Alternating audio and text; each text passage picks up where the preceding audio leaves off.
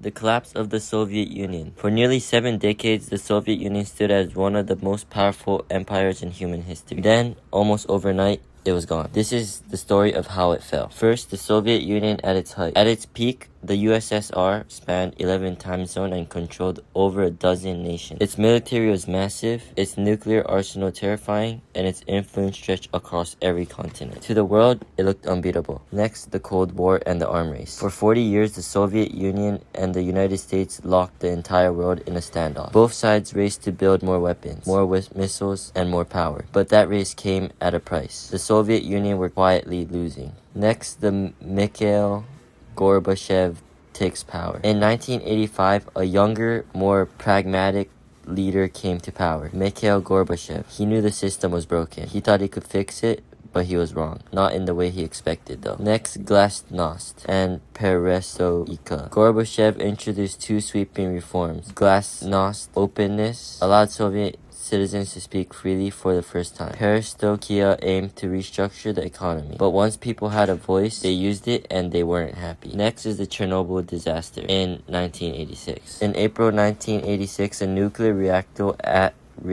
at Chernobyl exploded. The government tried to hide it, but they couldn't. Chernobyl became a symbol of everything wrong within the Soviet Union system. The lies, the secrecy, and the failure. Next is the fall of the Berlin Wall. 3 years later, the impossible happened. Crowds flooded the Berlin Wall and tore it apart with their bare hands. The Iron Curtain was collapsing. Eastern Europe was breaking free, and the Soviets didn't stop it. Independent movement across Soviet republics. The wave spread inwards. Lithuania, Ukraine, Georgia, Estonia, Republic after Republic declared independence. Millions of people flooded the streets, demanding freedom the Soviet Union could no longer deny. Slide 9. The August Coup.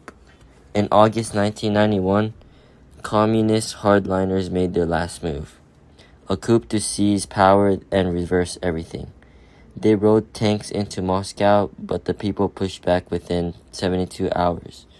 The coup collapsed. Next, Boris Yeltsin rises to power. Standing on top of the tank outside Russia's parliament, Boris Yeltsin became the symbol of resistance. He railed the crowd, defied the coup, and emerged as most powerful man in Russia. And then Gorbachev never recovered. Then the Soviet flag was lowered on December 25th, 1991. On Christmas Day. 1991, the Soviet flag was lowered over the Kremlin for the very last time. Gorbachev resigned after 69 years. The Union of the Soviet Socialist Republics ceased to exist. A new world came to place and 15 independent nations and a world transformed overnight. The Cold War was over. A new era has begun. One full of possibility, uncertainty, and consequences we're still living today.